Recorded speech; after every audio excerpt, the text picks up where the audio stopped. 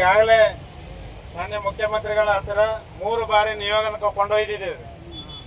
ಕಲಬುರಗಿಯಲ್ಲಿ ಇದೇ ರೀತಿ ಅಹೋರಾತ್ರಿ ಧರಣಿ ಸತ್ಯಾಗ್ರಹ 3 ದಿನಗಳ ಕಾಲ ನಿರಂತರವಾಗಿ ಮಾಡಿದ ಮೇಲೆ ನಮ್ಮ ಭಾಗದ ಇಬ್ಬರು ಪ್ರಭಾವಿ ಸಚಿವರಾದಂಥ ಸನ್ಮಾನ್ಯ ಪ್ರಿಯಾಂಕ್ ಖರ್ಗೆ ಸಾಹೇಬರು ಮತ್ತು ಡಾಕ್ಟರ್ ಶ್ಯಾಮಪ್ರಕಾಶ್ ಪಾಟೀಲ್ ಸಾಹೇಬರು ಇಬ್ಬರೂ ಕೂಡ ನಿಯೋಗ ಕೊಂಡೊಯ್ದು ಮುಖ್ಯಮಂತ್ರಿಗಳ ಸಮ್ಮುಖದಲ್ಲಿ ಕುಂದರ್ಸಿ, ಸರ್ ಇಂಥ ಬಡ ಜನ, ಇಂಥ ನಿರ್ಗತಿಕರು, ವಿಕಲಚೇತನ ಇವ್ರಿಗೆ ಏನು ನಾವು ಮಾಡಲಿಲ್ಲ ಅಂತಂದರೆ ನಮ್ಗೆ ಯಾರಿಗೆ ಏನು ಮಾಡಿದ್ರೂ ಉಪಯೋಗ ಇಲ್ಲ, ನಮಗೆ ಇಡೀ ಶಾಪ ತಡ್ತದೆ ಸರ್, ದಯವಿಟ್ಟು ಇದು ಮಾಡಿಕೊಡ್ರಿ ಅಂತೇಳಿ ನಮ್ಮ ಶಾಸಕರುಗಳು ಒತ್ತಡ ಹಾಕಿ ಮಾತಾಡಿದ್ದಾರೆ ನಮ್ಮ ಸಮ್ಮುಖದಲ್ಲಿ.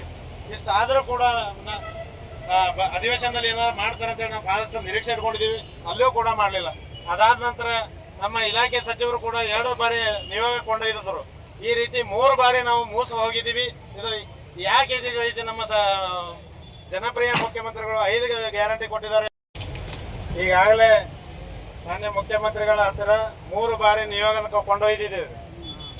ಕಲಬುರಗಿಯಲ್ಲಿ ಇದೇ ರೀತಿ ಅಹೋರಾತ್ರಿ ಧರಣಿ ಸತ್ಯಾಗ್ರಹ 3 ದಿನಗಳ ಕಾಲ ನಿರಂತರವಾಗಿ ಮಾಡಿದ ಮೇಲೆ ನಮ್ಮ ಭಾಗದ ಇಬ್ಬರು ಪ್ರಭಾವಿ ಸಚಿವರಾದಂಥ ಸನ್ಮಾನ್ಯ ಪ್ರಿಯಾಂಕ್ ಖರ್ಗೆ ಸಾಹೇಬರು ಮತ್ತು ಡಾಕ್ಟರ್ ಶ್ಯಾಮಪ್ರಕಾಶ್ ಪಾಟೀಲ್ ಸಾಹೇಬರು ಇಬ್ಬರೂ ಕೂಡ ನಿಯೋಗ ಕೊಂಡೊಯ್ದು ಮುಖ್ಯಮಂತ್ರಿಗಳ ಸಮ್ಮುಖದಲ್ಲಿ ಕುಂದರ್ಸಿ, ಸರ್ ಇಂಥ ಬಡ ಜನ, ಇಂಥ ನಿರ್ಗತಿಕರು, ವಿಕಲಚೇತನ ಇವ್ರಿಗೆ ಏನು ನಾವು ಮಾಡಲಿಲ್ಲ ಅಂತಂದರೆ ನಮ್ಗೆ ಯಾರಿಗೆ ಏನು ಮಾಡಿದ್ರೂ ಉಪಯೋಗ ಇಲ್ಲ, ನಮಗೆ ಇಡೀ ಶಾಪ ತಡ್ತದೆ ಸರ್, ದಯವಿಟ್ಟು ಇದು ಮಾಡಿಕೊಡ್ರಿ ಅಂತೇಳಿ ನಮ್ಮ ಶಾಸಕರುಗಳು ಒತ್ತಡ ಹಾಕಿ ಮಾತಾಡಿದ್ದಾರೆ ನಮ್ಮ ಸಮ್ಮುಖದಲ್ಲಿ.